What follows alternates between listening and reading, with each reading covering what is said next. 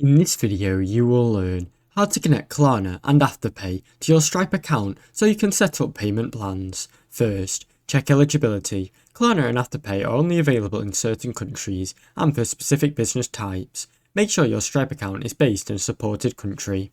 Log into your Stripe dashboard. Go to your Stripe dashboard, then navigate to Settings and Payment Methods. Activate Klarna and Afterpay. Scroll through the list of available payment methods. Find Klarna and Afterpay or Clearpay. Click Turn on or Request Access. Complete any required setup. Stripe may ask for additional business details and review your account. Fill in any forms or submit documents if you are prompted to.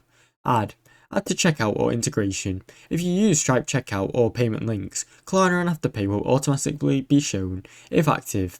For custom integrations, update your code to include them in the payment methods type list. Test the payment flows. Your Stripe test method will simulate Klarna and Afterpay payments. Make sure the user experience is smooth before going live. Now you know how to connect Klarna and Afterpay to your Stripe account for payment plans. Thanks for watching. Don't forget to like and subscribe.